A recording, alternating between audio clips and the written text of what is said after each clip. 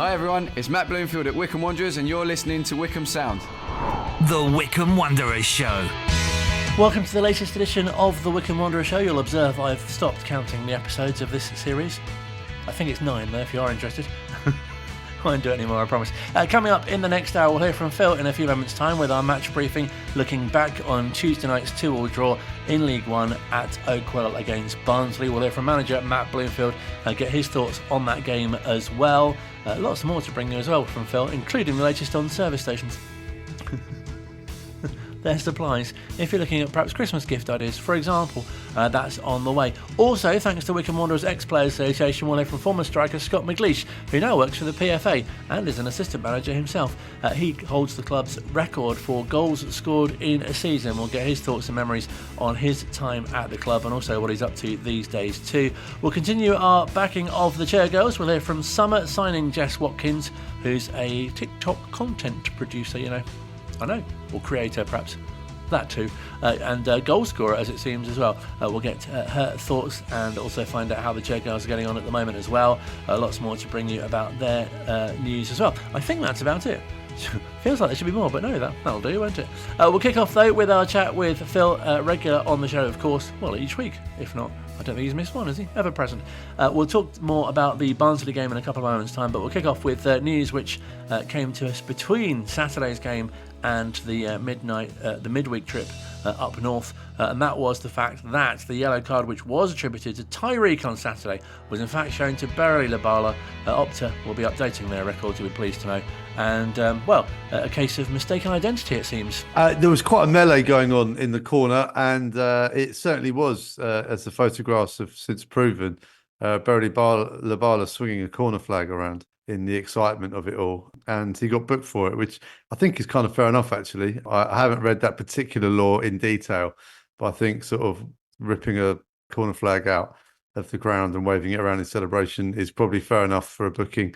I did quite enjoy the referee sort of ticking him off and sending him back to the corner to reconstruct the corner flag and attach it into its mountings, which took him a little while actually, because he's clearly not a groundsman. I think that was proven on Saturday.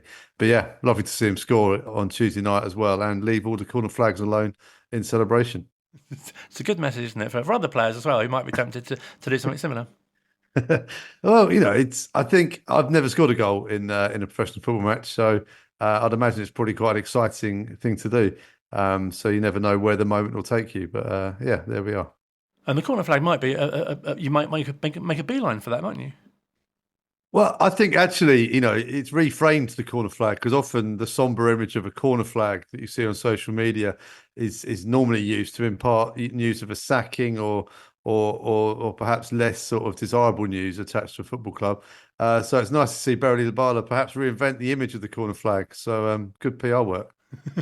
And we should move seamlessly on to Barnsley. And Oakwell was never going to be an easy place to go. There are no easy games in any division, it appears, but there must be somewhere. But it was a fantastic start anyway. I think before the game, if you'd have sort of taken a survey of Wycombe Wanderers fans and offered them a point at say 7:00 in the evening before kickoff, they'd have taken it. But I think it shows you how far that we've come, that at the end of the match, there was a tinge of disappointment that we hadn't got all three, because leading so late on and leading twice in a game, you'd want to see it out for the 3 points. But yeah, I think overall a point was, I think, fair enough. I think Barnsley had spells. It was a bit of an end-to-end game. It ebbed and flowed, and Barnsley certainly had spells where they were on top, as did Wycombe. And I think the onslaught at the end as well, even after 2-2, there was still, I think, 4 or 5 corners maybe that were taken after that by Barnsley, with the wind behind them and the rain whipping in, and it was back to the wall stuff at the end, and Wycombe saw that out, which was positive. But I think it's kind of mixed emotions again. Really, it's just sort of okay, it's a good point. But then you're kind of looking at the other side of it going, if we'd have just held on, that would have been a fantastic win against what could be a top 6 promotion rival if Wycombe continue their good form. But yeah, I think overall, though, a point, a decent result and a fair result, I think, over the 90 minutes, having slept on it. And 2 goals seems to be the in thing to be scoring in the game at the moment. Yeah, that is really, really great, isn't it? That we're the only team now in the country after City drew on Saturday as well. So we've now added an extra game to that run. And again, speaking to Matt Bloomfield, he keeps forgetting about it. He said obviously he would rather be keeping more goals out the other end. But look, it's a great record to have in the top four divisions. And it shows you in the calendar year as well. Wycombe Wanderers have been fantastic. And we talked about the mixed emotions as well, and Matt Bloomfield was no exception to that. So we spoke to him after the game in a very damp Oakwell. On the balance of play, it was probably a fair result, but to go ahead twice and not come away with all 3 points, we have to be disappointed as well. We want to see the game out in those moments, but yeah, coming away to an extremely good football club with some very good players. I think we have to really respect the point because this is not an easy place to come. But having said that, again, going ahead twice, we want to see the game out, and disappointed not to take all 3 points, having got our nose in front twice. You spoke on Saturday about your disappointment at the first half performance, but what was your take over the full 90 tonight for Wycombe Wanderers? Yeah, I thought there was some really good moments for us. The way Barnsley press, we always know they're going to be high energy, so it was never going to be a free-flowing game because of our opposition and the tempo that they play at. So we had to respect that and try and plan accordingly. But yeah, I thought we were okay. I thought there was some real good moments and some stuff we could have done a lot cleaner. So we have to work on that. I thought we stood up to the physical threat that Barnsley held particularly well at times. With maybe two young centre halves who are still learning their trade, and they would have taken a lot from tonight. Joey and Caleb both can have really good careers and had a real tough night tonight with Cosgrove, with the physical threat he brings, but I felt they dealt with it quite well at times. So there's plenty to work on, but some good moments from us and definitely some stuff to work on moving forward. A great second half, and the tone was set by Berry Labala with a fantastic finish. He's in great form. Yeah, it's good for Bez. He brings such a intensity about his play and a real enthusiasm and an energy, and he's like that on the training ground and around the changing room. He wants the best for not only himself but those around him as well. We think a lot of Bez. Took his goal really well. Lovely play from Sads down the left-hand side. Great cross. And then we had some real, close moments. I think we hit the bar. We've had some real close moments. We've got the second, and I think it's Richard who scored, got the second.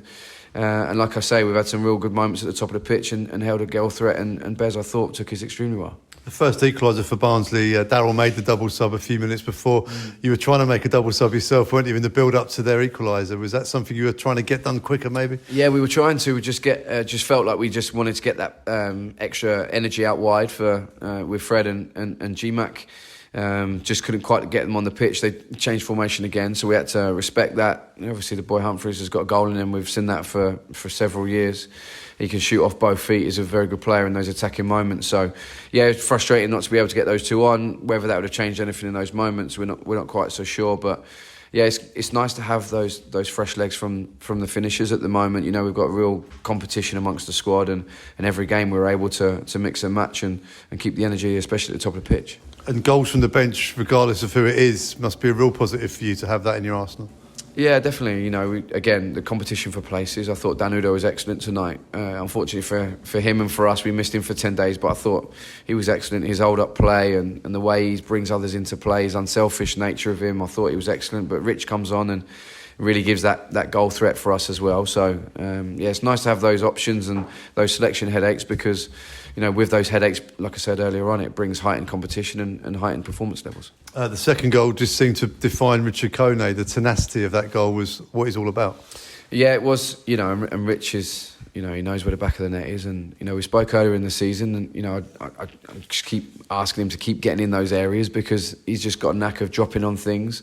There's more to come from him. There's loads we can do with his game. He's desperate to learn. And in Danudo, he couldn't have a better partner and sidekick to try and learn off. And Dan takes great care of Richard in terms of those moments at the training ground and around the games as well. So, yeah, Richard's got a goal in him. We absolutely know that.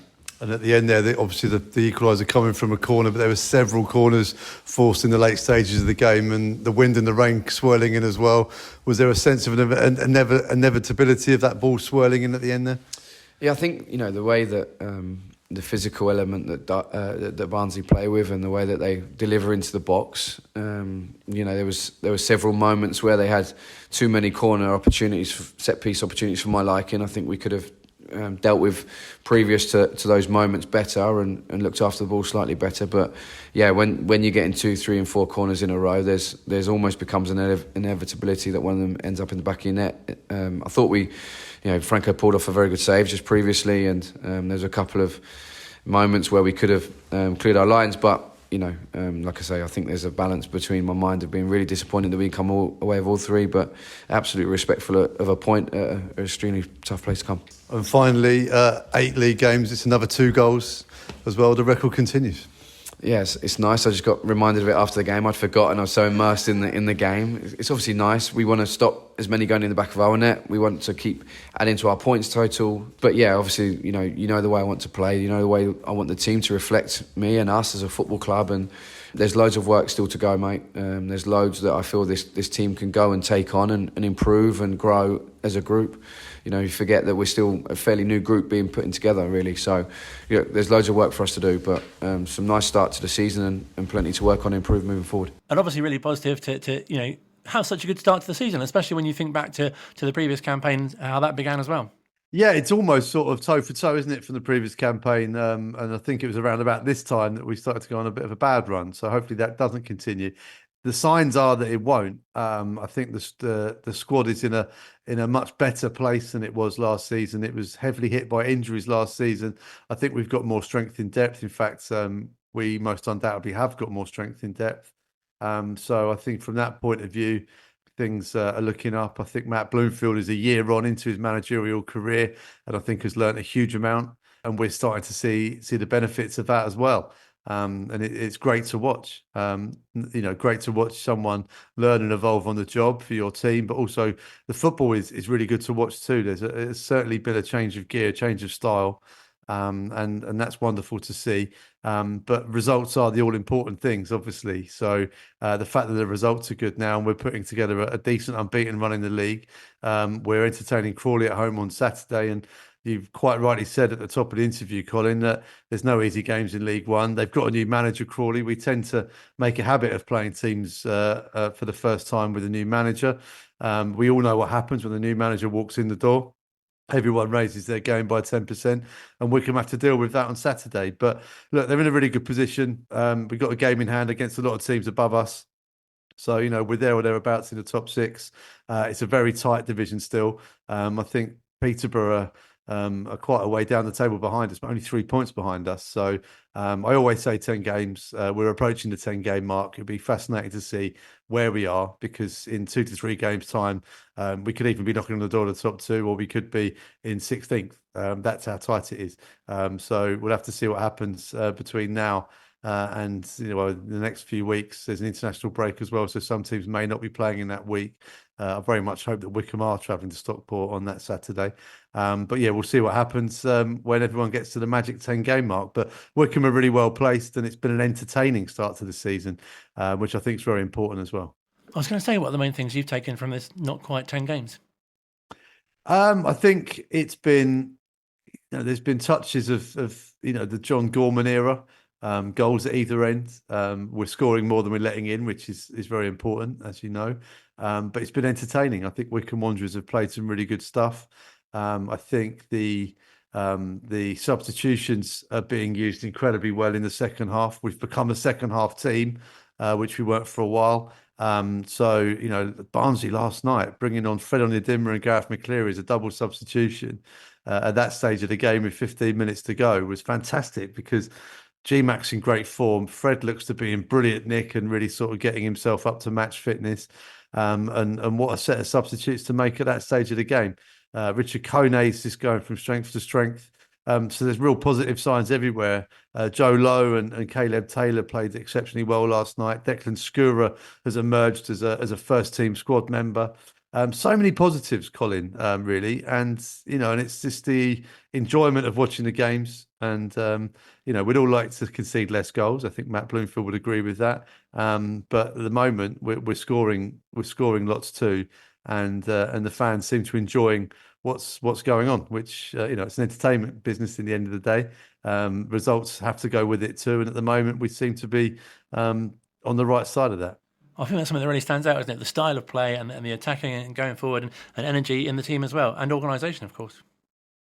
Yes, yeah, I think we're seeing it evolve over the few weeks, and look, at this stage of the season, there's still teams working each other out. Huddersfield went off like a rocket, and then have had a really bad run. Same as Charlton, and it's a case of where the analysts then step up and do their work, because they'll be poring over those opening games and fixtures for those two teams and working out what makes them tick, and then being able to stop it. And then they'll have to respond, Huddersfield and Charlton, and change things up and come back stronger, no doubt. I think Wycombe have maybe caught a few people by surprise after many years of playing in a certain way, very successfully, may I add. But I think we're still going under the radar a bit, which I think is excellent. A lot of the pundits in football, be it professional ones on the main broadcasters or the excellent variety you find on social media, aren't tending to give Wycombe too much attention at the moment. We're sort of flying a little bit underneath the radar. I think credit to my good friend Nappers up at Fleetwood, who's a League One and sadly for him at the moment, for Fleetwood, League Two aficionado. But he's definitely flying the flag for Wycombe and really paying attention and astutely sort of commenting on what Wycombe are doing at the moment and what Matt Bloomfield is building in terms of his squad depth. So not many are noticing that, but to be honest with you, I think that kind of suits us a little bit as well. I think we like to fly under the radar a bit, because you don't win anything for playing well at this stage of the season. And great as well for a reward for travelling fans and obviously travelling commentators as well, and things you might find at service stations as well, which is very rewarding for yourself. But also, for home games too, it feels like we've said this a lot, but a great opportunity for fans to come and see Wycombe again on Saturday and get behind the team at an exciting time as to what's going on. Look, we'd love more people to come to Adams Park on a Saturday and on a Tuesday night and get behind the boys in a league fixture. The Villa game was fantastic. Over 8,000 people there to see what was a really good spectacle, really good game. And I think Wycombe were unlucky that night. And I really hope people caught the bug, and not the bug that I had at Barnsley last night, by the way, but the football bug that would enable them to come back to Adams Park and get excited at a league fixture and play their part in what is looking to be an incredibly exciting league campaign. So yeah, hopefully that can be built upon too. And we do have a service station here, of course, at Beaconsfield, which you're welcome to explore also. I often pop in. I think it's the finest service station in the country. Having been sort of posting pictures of random nonsense that you can buy in service stations now for some years, it has become slim pickings of late. It's almost as if they've noticed what's happening and saying, oh, we should probably just sell more sensible things. So I haven't found a child's wetsuit, for example, in the Midlands for quite some time. But yeah, the Harry Styles unofficial crochet set that I found in Leicester Forest East, which I have Googled this morning to find out the official one. There isn't an official one, so the unofficial ones we can get. And at Leicester Forest East Services, £7. If you were to purchase that on Amazon this afternoon, Colin, it cost you £16.99. So it does show you that there is value to be found at the services. And I'm quite pleased about that, because I'm spending quite a lot of time there at the moment. I love the way somebody might have just tuned in now. What on earth is this? Not whilst making notes, going, oh, yeah, exactly, yeah, Harry Styles, a good Christmas present. Brilliant to speak to you. Enjoy the game on Saturday.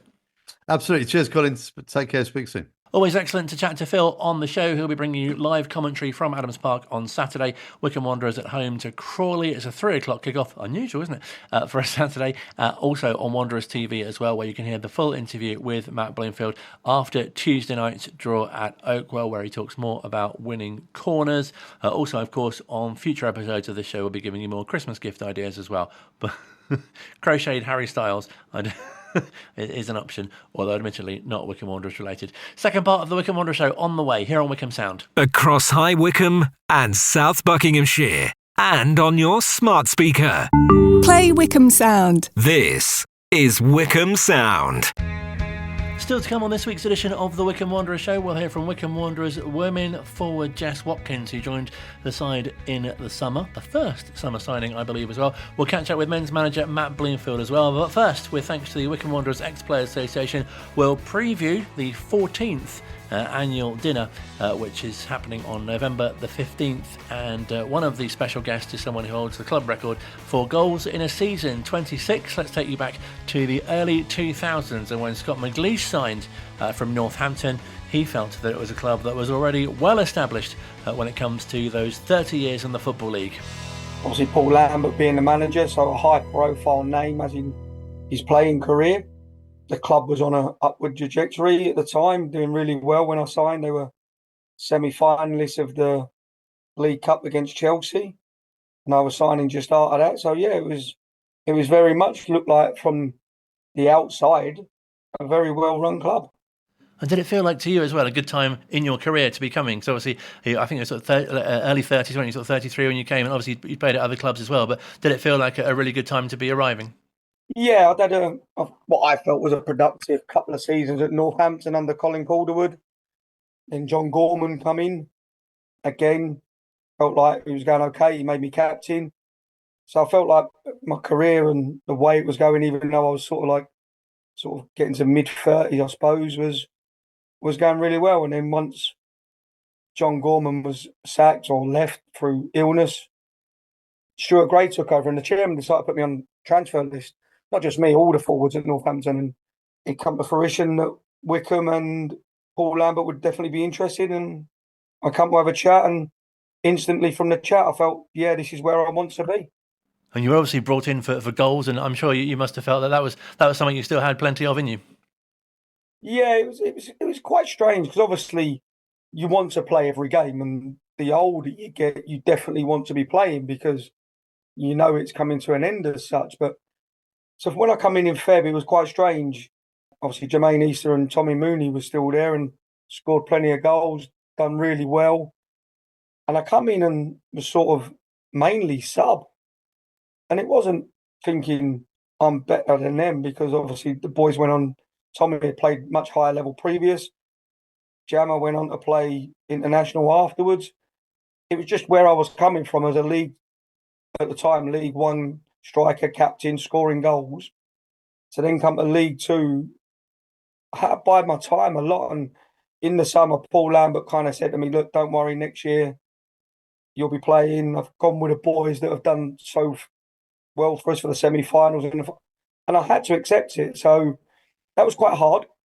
But then the pre-season come, obviously Jammer was looking to go, Tommy was leaving, and Paul was true to his word. And the next year I'll be playing and it'll be down to me to keep the shirt. And I'd like to think I've done enough to keep the shirt most weeks. And did you feel there was extra pressure on you, or perhaps you had a point to prove as such? I had a point to prove because of me. I mean, I said to Paul in the summer, look, if you don't fancy me after seeing me in training, then fine. That's football. We'll move on. I went, but if you fancy me, I'm going to score goals. And so I put myself under that pressure of wanting to play. And once you want to play, you've got to score goals. And I say, thankfully, I managed to back myself up. And did you feel you were settling into the team really quickly and were a key part of it very quickly as well, especially, as you say, with the goals you scored? Yeah, like I say, the first sort of 3 months, that was an easy bedding period for me. I weren't playing, so I could come in, I could get used to certain things, the way it was coached, the different things we've done in training, because everyone's slightly different. So coming in the summer, I was ready to go, and I was really thankful for that.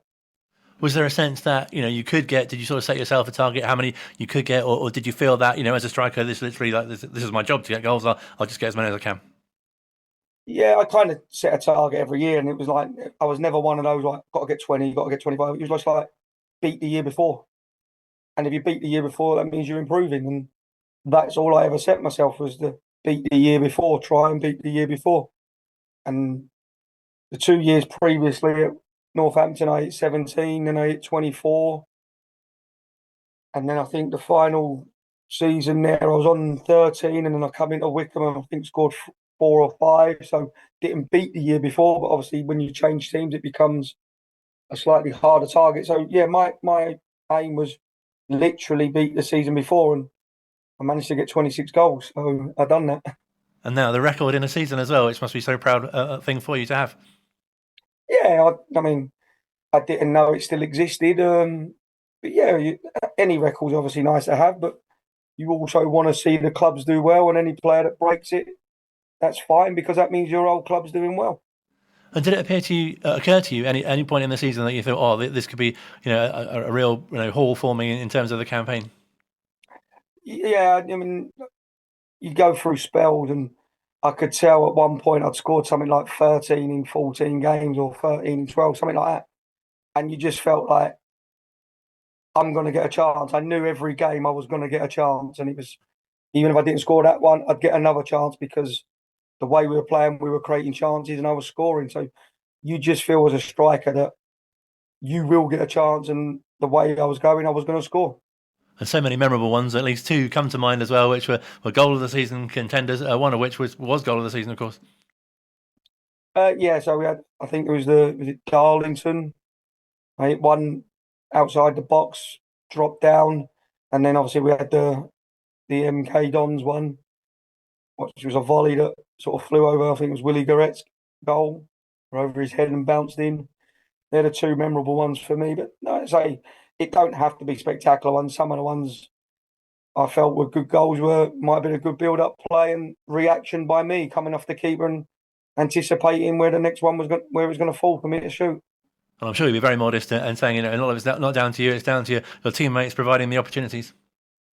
Yeah, and you look at what we had midfield-wise, because most of my assists are really obviously from midfield, but Sergio Torres, Matt Bloomfield, Tommy Dott, Gary Holt, Stephen Oakes, we had good midfielders who knew the game well and could create goals for you.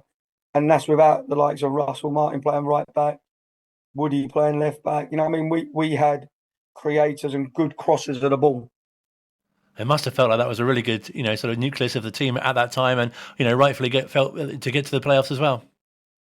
Yeah, and probably disappointed in the end result of the play. Of course we are, but to get there, to do what we've done to get there, yeah, we're immensely proud. But you always want to go that one step further. And what was it like playing under the manager? It was quite strange. He was probably how they are now, and he was very much not there, but you knew when he was there. He tried to make it that if I'm there, I'm here sort of thing. So like managers before that, they were at every training session and they took the training session with the coaches, where Paul would be very much, no, I'm not in today. It's down to Ian Culverhouse. He knows what I want. And then when the gaffer's there, it was like, oh, gaffer's here, kind of like pick yourself up almost. Not that you should be at it every day, of course you should, but it just had that sense of like gaffer's here today. And I imagine as well, very disappointing to leave, but I guess you can sort of look back and with such pride on what you achieved during your time at the club. Yeah, the manner in the way I left wasn't obviously the way anyone would like to leave. I had a fallout with Peter Taylor, who's quite publicly well known. I went on loan, done okay, come back, got asked to go on loan to Orient again, and Peter said he'd have a think about it. He said if he lets me go, he's letting goals out of the building. He wanted me to come back from my Northampton loan, and I wanted to come back and fight for my position. Then Orient come in to take me on loan again, moving up a division, which is normally not what happens when you go on loan. You normally go down one. And we trained, and after the training session, Peter just said, yeah, I've had to think about it, and you can go. And I was like, oh, I obviously didn't train too well. Made a bit of a joke about it. But yeah, I probably needed it as well, because I knew me and Peter just didn't see eye to eye on things. And sometimes that happens. And at the end of the day, he's the manager of the club, and he's got to manage the situation and the club for his benefit and for the club's benefit, not for Scott McGleish's benefit. Well, you have such a great relationship with the fans as well, though. A real favour. Obviously helped with the goals that you scored. Yeah, I think the goals obviously help. Maybe sometimes the celebrations, a little somersault and that goes down well. But no, that was, I'd like to think most clubs I've been at, I've managed to have a really good rapport with the fans, and that was no different at Wycombe. There was a couple of sticky periods. Of course, there were a couple of mistruths or misunderstandings that people had read that I've said, and it wasn't actually said in that manner, but that's football as well. You get on with it. And overall, how do you look back at your time at the club? Fond memories. Still people there that I know. Obviously, Matty Bloomfield's the manager now. So speak with Matty quite a bit with my work as well. But no, yeah, fond memories of the club. Went to watch them play at Wembley when they were in the playoffs. So, yeah, if I didn't have fond memories, I wouldn't be going back to watch them whenever I could. And are you in touch with many of your other teammates as well? From Wycombe days. So now and then I've spoke with Holty, Bloomers, seen Russell and Mike Williamson due to their managing and me working for the PFA, been into their clubs. Woody saw for a little while, but other than that, no, not really spoke to or see any more than that, really. And obviously you're enjoying your life now as well. As you touched on your PFA work, that sounds really interesting. And Wycombe's being on your patch, and you spend time obviously at the training ground as well. Yeah, I work with the PFA, the Football Union. Been 10 years now there. And Wycombe's always been one of the clubs I look after. We get assigned clubs. And I started off with 25, so to not be one of my clubs would have been hard when I had 25 at one point. But we've slowly developed the department, and now we're sort of around about 8 or 9 each, and Wycombe stayed one of my clubs. And incredible, I can imagine, to be able to use your experience to relate to other players now as well. Yeah, and I mean, the idea is we're trying to look after the players, thinking about after football as much as with football. But yeah, I go into some clubs and someone will say, "Oh, Scott was a striker," to the young ones who may not know me, and then you just have a chat about certain things. It could be just football related. It could just be about outside of football while you're playing football. It's a really different role to be there to help the players. The hardest thing now is just reminding the boys when I played, social media was next to nothing. I think it was MySpace and just about Facebook. But now anything they put down in social media can come back and bite them later on. So they've got to be careful what they write as a youngster, as a player, because everything now will be scrutinised. And that's what we definitely got, like the clubs are, players, us as a union, just reminding players, be careful. Yes, it's your opinion, but you've got to stay within the confines of certain boundaries from the FA, from your club. You don't want to be fined, you don't want to be banned. And yeah, I think that's the biggest sort of difference between my time and now. And really satisfying, I imagine, for you to see, someone who you played with now being the manager of the club as well. Yeah. Matty, I mean, the amount of years service he gave the club as a player, to then go into sort of a player coach role, stroke coach role, to then leave to become his own manager, and now to come back. It's really nice to see. But again, if you look at another two players of the same squad, Mike Williamson and Russell Martin, Gary Holt previously, it's good to see the teammates from this sort of era get the job. But Matty getting the Wycombe job, yeah, that's big, because, like I say, Matty's Wycombe through and through. Does it feel like a long time ago that you're at the club as a player, banging in the goals, or does it feel like only yesterday, really?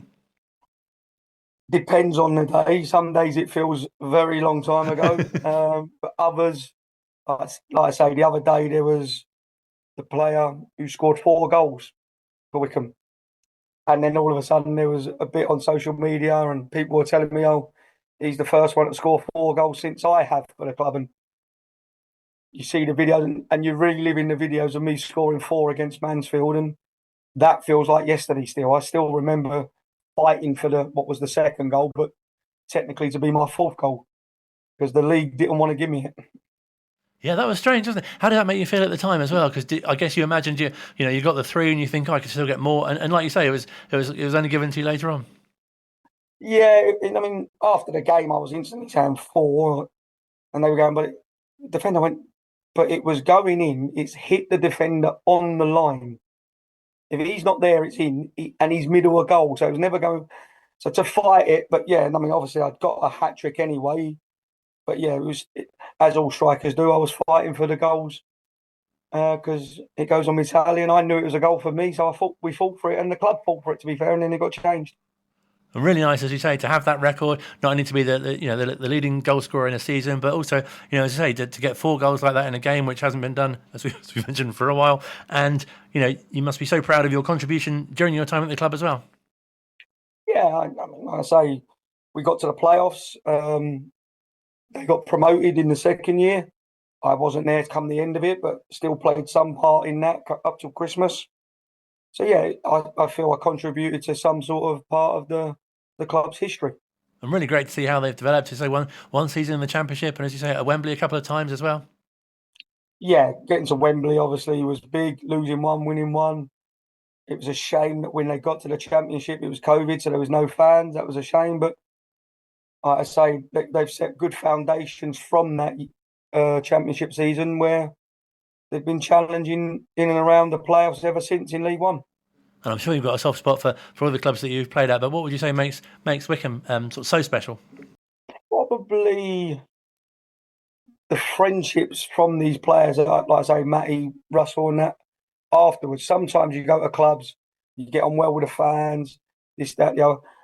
I was still playing for Wealdstone, and there was Wycombe fans turning up at Wealdstone, and then it's like right here, and I've played at many other non-league clubs since, and every time a Wycombe fan has been there, they've always come up and said hello. So it's a real friendly family club. I've made good friends from the players there, and even some of the staff I've made good friends with in the back room, in the offices, that I still speak to that are not at the club no more. And I'm sure as well, fans will be really pleased to hear from you and hear that you're doing well. And what would be your message to them? Well, if they don't fancy going to watch a Wycombe game, if it's not on or at home, and they fancy coming to Leverstock Green, then pop down and come and see me be a coach at Leverstock Green in Step 4. That would be nice. But yeah, I'm sure I'll be down to a game soon as well, midweek, just to come and see the boys. And how do you find coaching yourself? I guess it's sort of the next best thing to playing, really. Very frustrating, especially the level we're at. We're a small club, village club, got promoted last year, done really well, promotion, won a cup, runner-up in the cup, and then this year we're going up a level. The ground's got to be upgraded. We're trying to now, if we can, get a playing budget for the players. Last year, the players didn't even get expenses. We're trying to at least get them some sort of mileage expense now. So it's frustrating, and because of that, players obviously miss games. So you feel like you're fighting a battle, but when it comes to the training, I love the coaching. I love doing the training. I love setting up drills and coaching the boys, and we'll turn it around. We're confident of that. But yeah, it's a different challenge, that's for sure. Because obviously now I'm very much involved, not just in the playing, and also involved in trying to get the ground up to grade and help there if I can. All the best with your coaching for the rest of the season, obviously your PFA work as well, and congratulations and thank you for the memories and all the goals as well. It's been fantastic to chat to you again. No problem. Across High Wycombe and South Buckinghamshire, and on your smart speaker. Play Wycombe Sound. This is Wycombe Sound. Final part of this week's Wycombe Wanderers Show. Still to come, we'll catch up with manager Matt Bloomfield, looking ahead to the visit of Crawley Town on Saturday to Adams Park. But we'll turn our attention to Wycombe Wanderers women, whose first team got a 0-0 draw at Sholing on Sunday. This coming weekend, the under-18s are at home. They're taking on Goffs Oak under-18s. That's on Saturday. I might have said Sunday. This will be confusing, won't you? The next day, that is Sunday, the 6th of October, if you're interested, the development sides travel to Kidlington Youth, where the first have a home game at Burnham against Badshot Lee. And I've been speaking to summer signing Jess Watkins to find out about her football journey. I've been playing since the age of 7. I started playing in just a boys' team and with my dad and brother in the garden. And then when I was in the boys' team, I got scouted at Chelsea Academy. So then I went to Chelsea for a couple of years. Oh, that's fantastic. And was it quite quick to sort of discover which position you favoured best? Well, right up until like uni time, I was CDM, but now I play on the wing or striker. So I think it just changes as you get older. And you played for a few clubs. How have you found that sort of fitting in, and because I've been in different parts of the country as well, of course? Yeah, so I'll just tell you a little backstory. So I did Chelsea, but when I was younger, I feel like no one really told you that football could be a career for girls. So I just kind of, when I said I wanted to give up with it, my parents were just like, yeah, that's fine, just do whatever. So I quit Chelsea and I just played for a local team just for fun, right up until uni. And then when I went to uni, I played for the uni team. And then lockdown happened and all my friends were downloading TikTok and I was like, oh, okay, I'll download it, whatever. And I started seeing people doing football content and I really enjoyed watching it. So I thought I'd try and upload some of my own football videos. and they started doing really well. And then I decided to try and do the Road to Pro journey. So I documented it all on TikTok of me trying to go from Sunday League, which is what I was in, to pro.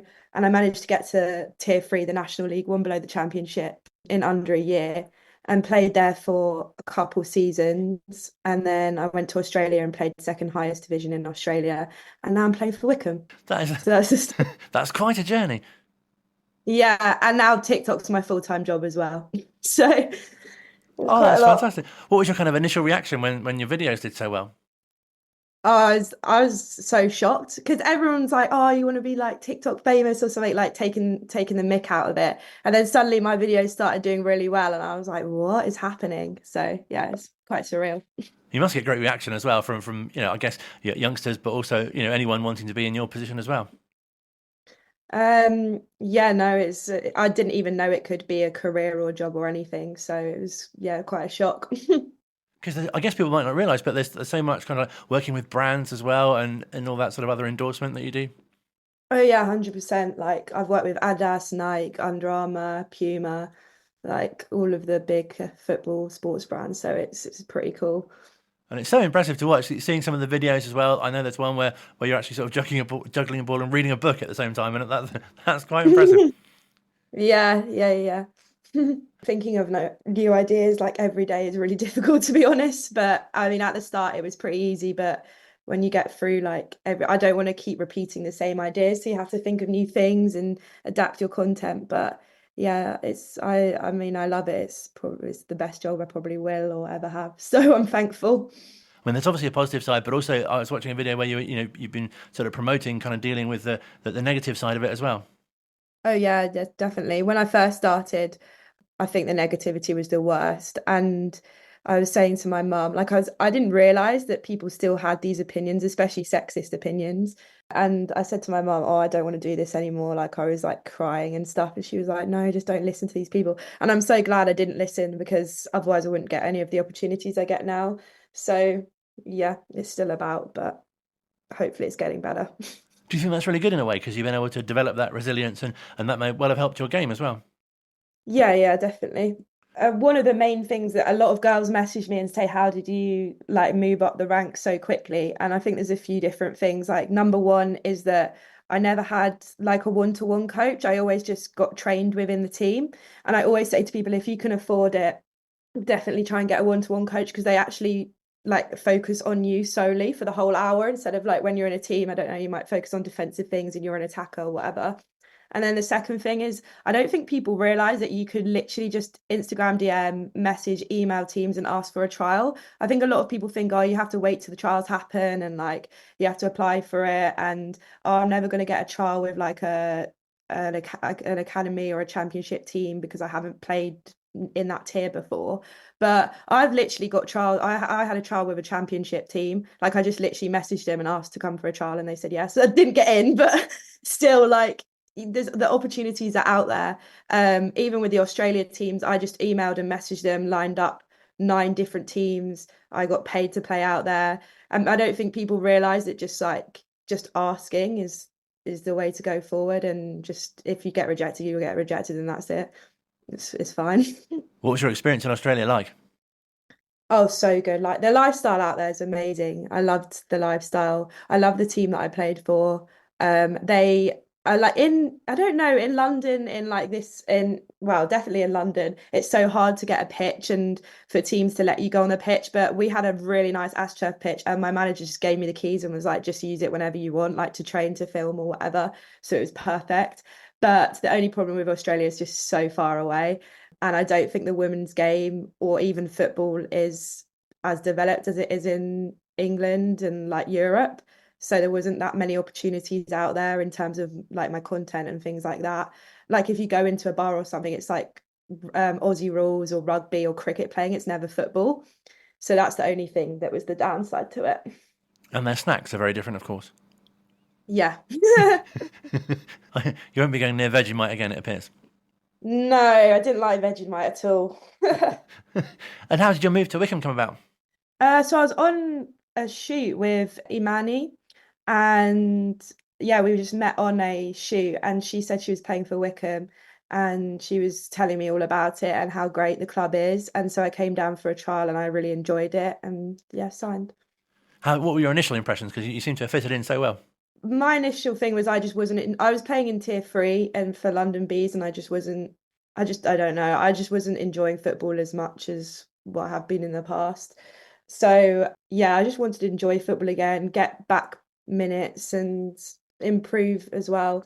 And I love when I went to the team, everyone was really welcoming.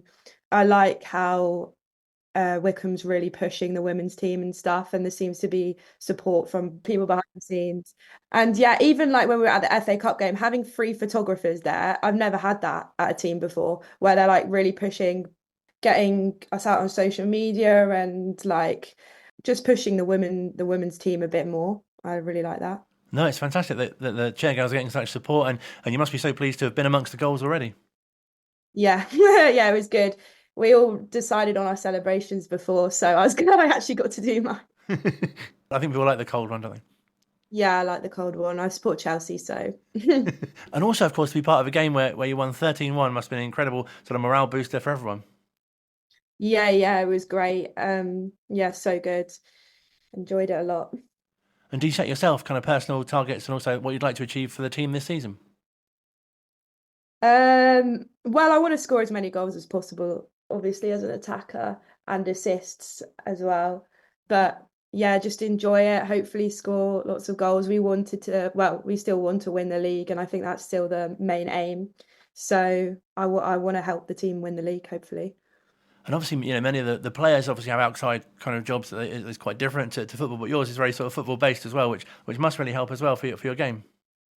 Oh yeah, definitely. Like I go through when the match videos get taken out, I like going through them because I can cut clips for my own TikTok and stuff. So it helps me because it's basically my work watching through the matches anyway and stuff. So it's really good. And I want to do more match day vlogs as well. Now that I've settled in a bit more and stuff, I think it would be fun to do match day vlogs and things like that. And as you say, it's really great to be able to get content for yourself, obviously, but for the club as well, and to really promote the women's game locally and further afield as well. Oh yeah, definitely. Like Darcy, our social media girl, like she always sends me bits and I put it on my story and obviously tag Wycombe and stuff. So yeah, it's good for both ends. Is it still a surprise to you, even since lockdown, how popular it's been and how it's really sort of taken off and how people are enjoying what you're doing? Yeah, it is surprising. Like it's surprising how well it's not surprising in a way, because like I think the women's game does deserve this. Like if you look, the Lionesses won, the Euros in England and it was amazing, and we've done so well. We came second in the World Cup, and I think women's football does deserve that recognition. And I think brands and most women's football clubs, even men's football teams are seeing that now and putting more investment into the game, which I love as well. So it's great. And are there players at high level that really inspire you as well?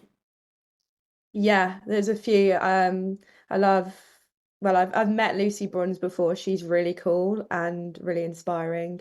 Lauren James, I love her as a player. Like I think she's like watching her, I think she's so cool. Same with Chloe Kelly. I like skilly players. And I've met Mary Earps as well, and she's a really great person, and inspiring as well. So yeah. And nice to know as well that young girls and obviously other younger players on the team really look up to you and what you're doing as well. That must be a nice feeling, and perhaps to be able to help and inspire them too. Yeah, it's a really nice feeling, and I see some of the girls like I've got a couple of girls that follow me that have gone to like Man City academies and stuff, and I even went to watch one of them before, and they are so good now. Like the young girls coming through are actually insane. Like I think the level is going to be so high in a few years, so I'm excited to see that.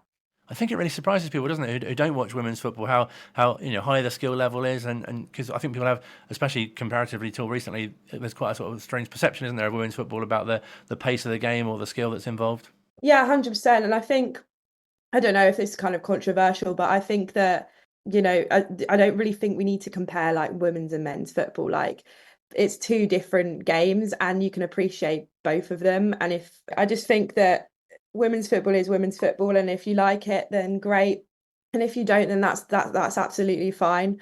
But just, yeah, give it a chance, because yeah, there's like, we all know men are naturally physically stronger and stuff, but if you actually watch the game, like skill level, like dead ball kicking, stuff like that, free kicks, penalties, like you saw Chloe Kelly's one in the Women's World Cup, like it's pretty much the same standard.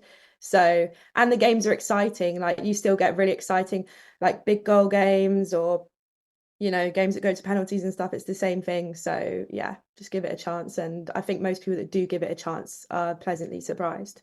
It's a really good message. And does it feel like a really good time to be joining Wycombe and that sort of project and hopefully getting promotion at the end of it? Yeah, really exciting. Like I definitely made the right decision, I think, with joining Wycombe this season. All the girls are great and I think we can pull together and we can hopefully win the league. Yeah, I have faith. Well, that's fantastic. We wish you all the best for the season and obviously the upcoming games. Thank you so much for your time. Thank you. Nice to meet you. Pleasure to chat to summer signing Jess Watkins as well. Look out for more goals from her throughout the season and keeping track on her progress as well. We'll be speaking to more of the Chair girls throughout this campaign as well. Finally on the show, though, let's turn our attention to Saturday and the visit of Crawley Town manager Matt Bloomfield has been speaking to Phil. Gaffer, back at home after 2 long away trips. Home comforts. Yeah, absolutely. Looking forward to it. We feel like the 2 away games have gone fairly well. You know, in terms of the way we've performed, 2 tough games, and to come back with 4 points, we're really pleased with. But you know, we're coming up against a good Crawley team at the weekend, change of manager, so there's loads of things that go into it. So we're looking forward to being back at home. Looked at my notes yesterday. It seems to me that we tend to play teams just after they've changed manager. Have you noticed that too? Yeah, I didn't know if it was just my bias, so I'm glad you noticed it as well. It does seem to happen a few times. It obviously makes preparation slightly different. Because, you know, ultimately a new manager will have his own ideas, but from the outside it looks like they've recruited a manager who fits the style of the football club already. Obviously Scott Lindsay has a real distinct, defined way of playing, and Rob, following on from Mike up at Gateshead, obviously, you know, very, very similar, so I'm sure there'll be a lot of similarities, hence the appointment, but, you know, a new manager will want to have his own twist on it as well. There's always the new manager bounce that the media will speak about as well. So it's not ideal, is it, when you talk about the difference for preparation as well. But everyone will be putting more effort in because the new manager's in. They'll all be trying really hard, I guess. Yeah, that's the perception, isn't it? So we'll see if that's true or not. You know, Crawley are a good team, mate. I think they're second in possession behind Birmingham in the whole league, and second in progressive carries in the whole league behind Birmingham as well. So they've got some dribblers. They've got some boys who can carry the ball.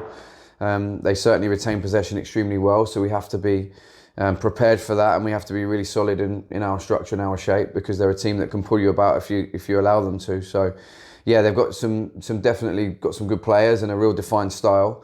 Like I say, the new manager will have his own ideas how he wants to imprint in that, but we already know that they've got some real good possession-based players. And short term as well, they had a fantastic playoff campaign in League Two, great day at Wembley.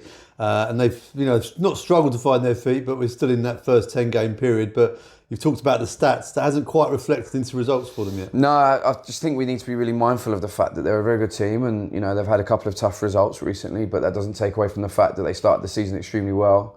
Like I say, and they've got a real defined style, distinct style about them, and they've now recruited a new manager, which is going to give them that added extra and impetus for Saturday's game. So yeah, it's a real tough one for us. So we have to concentrate on ourselves, and as always, as I always preach, be the best that we can be and imprint ourselves on the game. And if we do that, then we believe that we can have a good game against a very good team. And as a home team as well, it's a chance to really sort of start making Adams part of that fortress in the league. Yeah, I think so. We've not gone too bad recently, and we're pleased with the way things have gone at home. We want to.